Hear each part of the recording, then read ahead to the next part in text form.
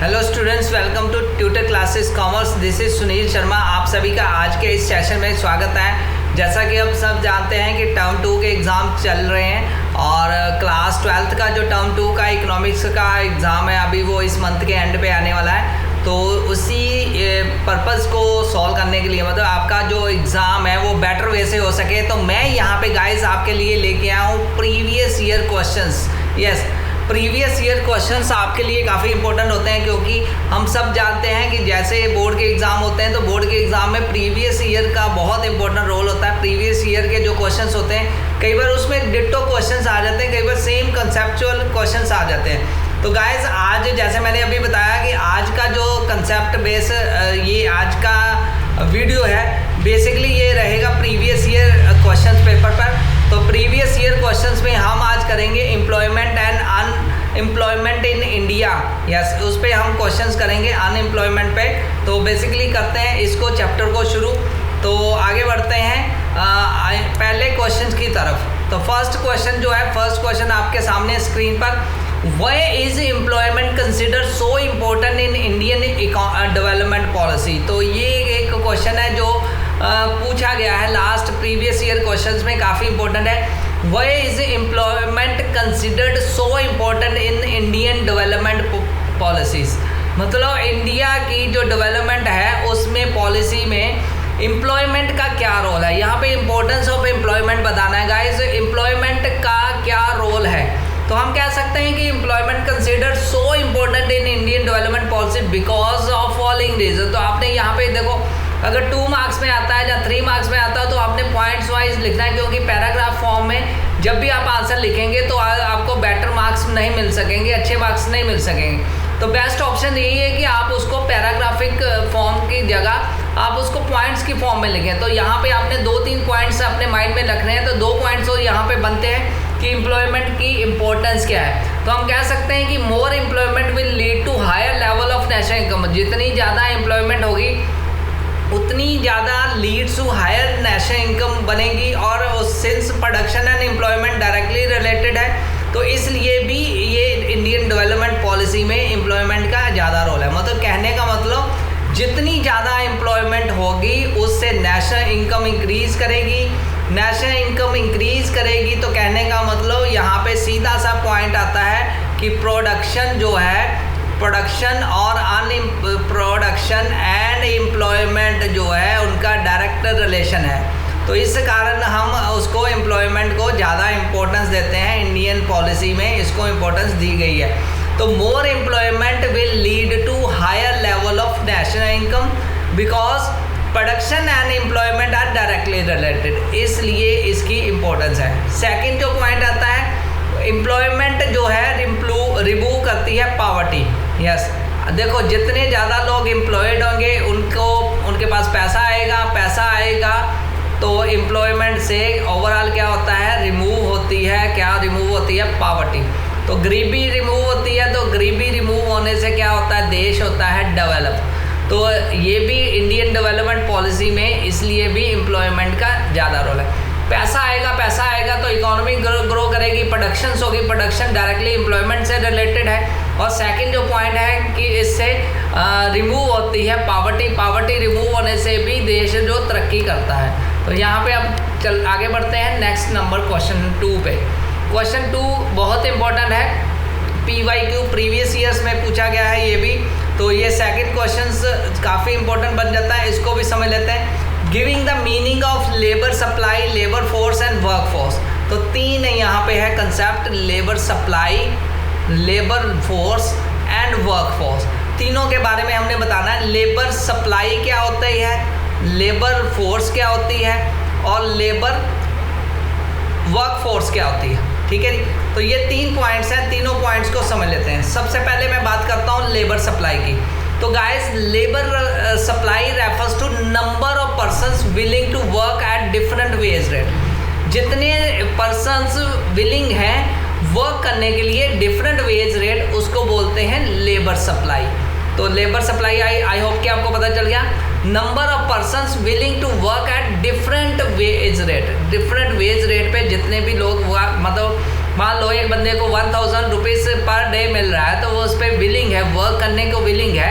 तो it depends upon existing wage rate क्या है और measured in terms of man per day के रूप में ये मेजर किया जाता है। तो लेबर सप्लाई का सीधा सा मतलब है कि number of persons willing to work at different wage rate. अब लेबर फोर्स की बात करें, labour force refers to number of persons actually working और विलिंग टू वर्क। ये लेबर सप्लाई का मतलब है विलिंग टू वर्क, जितने भी विलिंग टू वर्क हैं, ठीक है। विलिंग टू वर्क ये भी हो सकता है कि आप काम मिला तो बाद में मना कर दे, नहीं काम करना चाहते, ठीक है। तो लेबर फोर्स जो आता है एक्चुअली वर्क, एक्चुअली जो है जितने विलिंग टू वर्क हैं, तो यहाँ पे एक्चुअली आएगा, पर्सन एक्चुअली वर्किंग और विलिंग टू वर्क। तो यहाँ पे एक्चुअली जितने भी वर्किंग हैं वो आता है लेबर फोर्स के अंदर, ठीक है। अब विलिंग टू वर्क में तो बहुत सारे बंदे आ सकते हैं, 1000 बंदा जैसे विलिंग टू वर्क, एक पर्टिकुलर एरिया में 1000 लोग विलिंग टू वर्क हैं। तो ज़रूरी नहीं कि वो एक्चुअली 1000 को ही काम मिल जाएगा जब 1000 ही काम कर रहे होंगे। तो उसमें से मान लो 800 जो वर्किंग है तो that will be labour force. अब वर्क फोर्स क्या है? Work force refers to number of person actually working. तो यहाँ पे दोनों में थोड़ी सी कन्फ्यूज़न हो सकती है, एक्चुअली वर्किंग और विलिंग टू वर्क दोनों इसमें आते हैं, willing to work. Labour force में एक्चुअली वर्किंग और विलिंग टू वर्क आता है। वर्क फोर्स में जितने एक्चुअली काम कर रहे हैं, ठीक है, तो वो आता है। लेबर सप्लाई में सिर्फ विलिंग टू वर्क आता है। तो ये 3 कंसेप्ट ध्यान रखना। वंस अगेन बता देता हूँ, लेबर सप्लाई में number of persons willing to work at particular wage rate ये आता है। नंबर 2 लेबर फोर्स, उसमें वर्किंग, एक्चुअली वर्किंग और विलिंग टू वर्क दोनों इंक्लूड होता है। Number 3 workforce, workforce में number of persons willing to work जो है वो नहीं आएगा, एक्चुअली वर्किंग वो आएगा। तो इस तरह आपने तीनों के बीच में डिफरेंस लिख देनी है गाइस। आगे बढ़ते हैं नेक्स्ट क्वेश्चन पर। क्वेश्चन नंबर 3 काफ़ी इंपॉर्टेंट है। Woman in rural area ready to work at even at low wages. Comment करो, क्योंकि वुमन इन रूरल एरिया में कम वेजेस पर भी काम करने को तैयार हो जाती हैं, क्यों? ये कमेंट करना है। तो गाइस इसके लिए कमेंट्स में आपने 2-3 पॉइंट्स लिखने हैं। तो यहाँ पे एक पॉइंट तो निकलते के आता है कि जो रूरल एरिया होता है वहाँ पे वाइड स्प्रेड पॉवर्टी है, बहुत गरीबी है। वाइड स्प्रेड पॉवर्टी होने के लिए कारण जो वुमेन्स हैं, पॉवर्टी को रिमूव करने के लिए, कंपेल करने के लिए जो रूरल एरिया की वुमेन्स हैं वो लो वेजेस पर भी काम करने को तैयार हो जाती हैं। तो पहला कारण आएगा पॉवर्टी। पॉवर्टी के कारण रूरल एरिया में वो अपने घर का गुजारा करने के लिए किसी भी सैलरी पर, वेजेस पर, डेली वेजेस पर वो काम करने के लिए वो तैयार हो जाती हैं, number 1। Number 2 women in rural area की बात करें तो वो एवर्स टू माइग्रेशन, मतलब वो माइग्रेट नहीं कर सकती एक जगह से दूसरी जगह पर। मान लो एक एरिया में, पर्टिकुलर एरिया में, विलेज एरिया में, मान लो विलेज ए में काम मिल रहा है, ठीक है, 800 रुपीज़ पर डे के हिसाब से, और उससे 20 किलोमीटर दूर कोई एक सिटी है, बी सिटी है, वहाँ पर ये वेजेस मिल रही है 1000 पर डे। तो वुमन क्या घर से दूर जाना नहीं पसंद करेगी, घर के पास ही वर्क कर लेगी। तो ये सेकंड रीज़न है, इसलिए भी लो रेट वेजेस पर वो काम करने को तैयार हो जाती हैं कि वुमन इन रूरल एरिया वो माइग्रेट नहीं करती। They are unwilling to migrate to urban area for their jobs. तो इसलिए सेकेंडली थर्ड जो कारण है, लैक ऑफ एजुकेशन होती है। They are not even capable finding jobs outside the rural area. Rural area से आउटसाइड वो जॉब भी नहीं फाइंड कर पाती क्योंकि एजुकेटेड होती हैं। तो अभी बहुत सारा चेंजेस आ गए हैं रूरल एरिया में, फिर भी अभी भी स्टिल वो रूरल एरिया में कम सैलरी पर, कम वेजेस पर वर्क कर रही हैं। तो इसके ये 3 पॉइंट आपने ध्यान में रखते हुए लिख देने हैं, तो आपका ये क्वेश्चन बन जाएगा। नेक्स्ट बात करते हैं क्वेश्चन नंबर 4 पर। Yes, unemployment is related to poverty. बताओ, बहुत इंपॉर्टेंट क्वेश्चन है। Unemployment related to poverty, unemployment से पॉवर्टी कैसे आती है? तो ये सीधी सी बात है कि पॉवर्टी और अनएम्प्लॉयमेंट का यूजुअली आपस में रिलेशन है। क्यों? क्योंकि अगर एम्प्लॉयमेंट होगी तो पैसा आएगा, तो पैसे से वो अपने घर का गुजारा कर सकेंगे और पॉवर्टी रिमूव हो जाएगी। तो तो अगर अनएम्प्लॉयड है, एक those who fail to get employment, उनको हम बोल सकते हैं अनएम्प्लॉयड पर्सनस। तो अनएम्प्लॉयड जो पर्सन होते हैं उसके पास पैसा नहीं होता डेली कंजम्पशन के लिए, डेली जो लेवल ऑफ कंजम्पशन उसको कंज्यूम कर सके, गुड्स को कंज्यूम कर सके, डेली अपने जो गुजारा कर सके। तो इसलिए हम कह सकते हैं कि जो अनएम्प्लॉयमेंट है उससे घर में गुजारा नहीं होगा, उसके पर डे की जो वेजेस है वो नहीं बन पाती, तो वो पॉवर्टी से नीचे चला जाता है। इसीलिए हमारे माननीय प्रधानमंत्री जी ने प्राइम मिनिस्टर रोजगार योजना शुरू की थी, स्वर्ण जयंती शहरी रोजगार योजना शुरू की थी, सो दैट कि जो अनएम्प्लॉयमेंट वो डिक्रीज हो सके और एम्प्लॉयमेंट से पॉवर्टी का लेवल अप हो सके, पॉवर्टी भी रिमूव हो सके। तो गाइस इसका आंसर डायरेक्टली यही बनेगा कि अनएम्प्लॉयमेंट जो है वो रिलेट करती है पॉवर्टी के साथ। Next question, mention the salient features of the unemployment situation in India. Yes, हमने अनएम्प्लॉयमेंट सैलिएंट फीचर्स बताने हैं कि इंडिया में जो अनएम्प्लॉयमेंट है उसकी सिचुएशन क्या है। तो गाइस यहाँ पे ये पॉइंट्स वाइज आप लिख सकते हो, आप ऐसे भी लिख सकते हो कि there are following points that leads to the salient features of the unemployment in India. Number 1 कि incident of unemployment is much higher in urban area as compare to rural area. तो यहाँ पे हम बात कर सकते हैं कि अर्बन एरिया में जो अनएम्प्लॉयमेंट है वो ग्रेटर है as compare to rural area. पहला पॉइंट तो ये निकल के आएगा। यस, बहुत इंपॉर्टेंट पॉइंट है, आप इसको ध्यान में लिख के बड़े इजी वे से लिखना है, ठीक है जी। Second point, unemployment rates of the woman are higher than the man. तो दूसरी बात हमने बोली कि जो वुमन है, वुमेन, उसकी अनएम्प्लॉयमेंट रेट मैन से ज़्यादा है। तो ये 2 पॉइंट है, हमें फीचर्स बताने हैं कि किस तरह का नेचर है, इंडिया में अनएम्प्लॉयमेंट किस तरह की पाई जा रही है। तो गाइस तीसरा पॉइंट आएगा, under employment is higher in case of women's.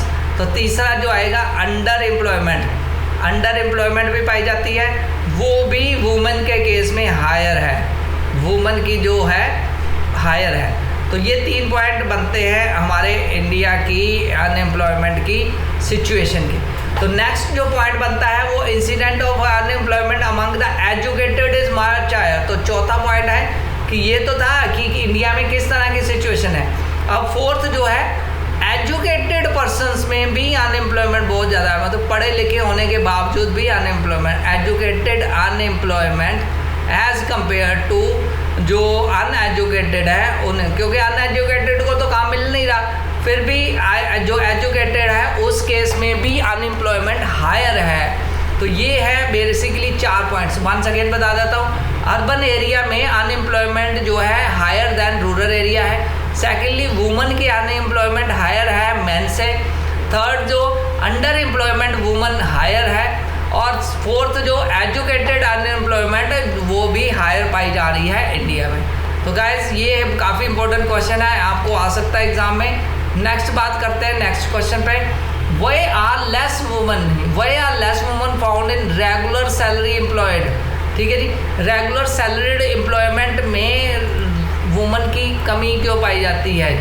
बहुत इंपॉर्टेंट क्वेश्चन है, बहुत बार बोल रहा हूँ। तो ये इस तरह के क्वेश्चंस आपको एग्जाम में आएंगे, तो आपने गाइस इसको बड़े फोकस वे से करना है। तो यहाँ पे 2-3 कारण आते हैं इस क्वेश्चन के आंसर के। Less womens are found in regular salaried employment because of education. Next जो फर्स्ट पॉइंट आता है, लैक ऑफ एजुकेशन फैसिलिटीज़, मतलब lack of women education, lack of women education जो है, एजुकेशन फैसिलिटीज़ अभी भी कई एरियाज़ में ऐसे हैं जहाँ पे वुमेन को एजुकेशन फैसिलिटीज़ वगैरह प्रॉपरली नहीं मिल रही। तो दूसरा जो सेकंड जो पॉइंट इंपॉर्टेंट निकल के आता है वो है डिस्करेजमेंट फ्रॉम द फैमिली। जो इस क्वेश्चन के 2 पॉइंट्स निकल के आते हैं। फर्स्ट पॉइंट आता है लैक ऑफ एजुकेशन फैसिलिटी और सेकंड आता है discouragement from the family. Lack of education facility, मैंने आपको बताया कि लैक ऑफ एजुकेशन मतलब बहुत सारी वुमेन्स एजुकेटेड नहीं है, बहुत सारे एरियाज में अभी भी एजुकेटेड नहीं, जिस कारण वो रेगुलर सैलरीड एम्प्लॉयमेंट में नहीं जा रही। सेकंड जो पॉइंट आता है डिस्करेजमेंट फ्रॉम द फैमिली, मतलब फैमिली वाले मेंबर्स उनके जो वो डिस्करेज करते हैं, वो भी नहीं चाहते कि वो वुमन जॉब करे, आउटसाइड जाए, घर से बाहर निकले और जॉब करे और पैसा कमाए, इसलिए भी ये कारण है। सेकंड की रेगुलर सैलरी एम्प्लॉयमेंट में वुमन कम पाई जाती है। जो थर्ड पॉइंट आता है फैमिली रिस्पॉन्सिबिलिटी। वुमन के ऊपर अपनी फैमिली की रिस्पॉन्सिबिलिटी भी उनको डिस्करेज करती है from doing job outside the home. तो घर से बाहर निकलना और जॉब करना, ये वुमन की फैमिली रिस्पॉन्सिबिलिटी भी एक कारण बन के आती है। तो हम कह सकते हैं कि वुमन की जो लेस सैलरीड एम्प्लॉयमेंट होने के कारण 3 हैं। फर्स्ट है lack of the education facility, second जो हमने बताया डिस्करेजमेंट फ्रॉम द फैमिली उनको डिस्करेज करती है, फैमिली चाहती नहीं है कि वो जॉब करें। थर्ड जो आता है वो है फैमिली रिस्पॉन्सिबिलिटी, कि वुमन के ऊपर फैमिली की बहुत सारी रिस्पॉन्सिबिलिटी है। वुमन जो है जो ज़्यादातर अपने घर को काम काज संवारती है। Woman are expected to look after the house holder और including food, taking care of the children, घर में किचन में काम करना। इसके कारण क्या होता है, रिस्ट्रिक्शंस हैं वुमन पर कि वो she should go outside and do work as a salaried woman बन सके, ये उसके ऊपर कई रिस्ट्रिक्शंस आ जाती है। तो इससे हम कह सकते हैं कि ओवरऑल जो सीन है वो ये कह सकते हैं कि that is why woman less number of womens are found in salaried employment. तो ये इसका आंसर आ सकता है। तो नेक्स्ट बढ़ते हैं आगे नेक्स्ट क्वेश्चन पे। तो गाइज मैं आपके साथ PYQ के मोस्ट इंपॉर्टेंट क्वेश्चंस कर रहा हूं। तो अगर आपने ये चैनल सब्सक्राइब नहीं किया तो अभी तक तो जल्दी से कर लीजिए, क्योंकि आने वाले टाइम पे और भी आपके लिए अच्छी वीडियोस आने वाली हैं, सो दैट आपके जो टर्म 2 के एग्जाम है वो भी अच्छे वे से हो सके। और जो गाइज अभी जो न्यूली इसमें मूव किए हैं कॉमर्स में क्लास 12th में, तो उनके लिए भी ये चैनल बहुत बेस्ट है, क्योंकि मैं यहाँ पे चैप्टर वाइज एक चैप्टर के कंसेप्ट प्लस क्वेश्चंस की भी वीडियो शुरू की है। हमने एक चैप्टर कर लिया है, आप वो भी देख सकते हैं। तो 1 बाय 1 चैप्टर यहाँ पे कर रहे हैं नए सेशन का, 22-23 सेशन के भी हम क्वेश्चन यहाँ पे शेयर कर रहे हैं। तो गाइज नेक्स्ट क्वेश्चन बनता है, यस इंपॉर्टेंट क्वेश्चन है, कमेंट अपॉन द फॉलोइंग। कौन किस पे करना है comment? Informalisation of the labour force in India क्या होती है, और define the worker population ratio क्या होती है। तो पहले क्वेश्चन का आंसर हम जानते हैं। सबसे पहले है informalisation of the labour force क्या होता है। Informalisation of the labour force in India implies that there is a continuously rise of the percentage work force in informal sector. Informal sector में कंटिन्यूसली जो राइज हो रही है population worker की, वो percentage to total work force and corresponding decline in the percentage work force in formal sector. तो ये है इनफॉर्मलाइजेशन। मतलब informalisation of labour force in India का मतलब है कि इनफॉर्मल सेक्टर्स जो है, जो फॉर्मल सेक्टर्स को छोड़ के वहां पर जो लेबर फोर्स है उसका राइज कितने परसेंटेज वो वर्क कर रही है, उसके बारे में हम बात करते हैं इनफॉर्मलाइजेशन में। तो गाइज यहाँ पे फॉर्मल सेक्टर कौन सा है, इनफॉर्मल सेक्टर है, तो all the public sector establishment and जो प्राइवेट सेक्टर एस्टेब्लिशमेंट है उसमें एम्प्लॉय 10 से मोर जो वर्कर्स हैं वो फॉर्मल सेक्टर्स होते हैं, फॉर्मल सेक्टर एस्टेब्लिशमेंट गिनी जाती है।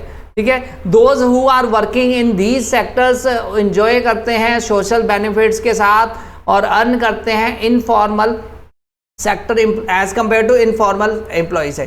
तो यहाँ पे मैं दोबारा बता देता हूँ, जो फॉर्मल सेक्टर्स है, फॉर्मल सेक्टर जो रेगुलर सेक्टर्स हैं वहाँ पर बहुत सारे बेनिफिट्स मिलते हैं वर्क फोर्स को, लाइक उनको सोशल बेनिफिट्स मिलते हैं, PF वगैरह, और उनकी सैलरी में इंसेंटिव्स वगैरह होते हैं, रेगुलर सैलरीज होती है और एवरी ईयर उनका इंक्रीज पाया जाता है फॉर्मल सेक्टर में। अगर हम इनफॉर्मल सेक्टर की बात करें तो इनफॉर्मल सेक्टर में ना तो रेगुलर जॉब होती है, सेकेंडली उनको सोशल बेनिफिट लाइक PF वगैरह, पेंशन्स वगैरह दैट उनको नहीं मिलती। तो मतलब उनको तो डेली वेजेस पर ही काम मिलता है। तो ये है इंडिया का इनफॉर्मल सेक्टर का सीन। इनफॉर्मल सेक्टर में बेसिकली बहुत सारी सोशल सिक्योरिटी भी नहीं है, सोशल सिक्योरिटी बेनिफिट्स नहीं है, तो इसलिए इनफॉर्मल सेक्टर जो है इस तरह ग्रो कर रहा है इंडिया में, ऐसा सीन है इनफॉर्मल सेक्टर का। तो गाइस जो नेक्स्ट क्वेश्चन है उस पर जंप करते हैं। नेक्स्ट क्वेश्चन है define the work population ratio. Worker population ratio क्या होती है ये हमने बताना है। तो गाइस ये क्वेश्चन भी काफ़ी बार पूछा गया है CBSE बोर्ड के एग्जाम में।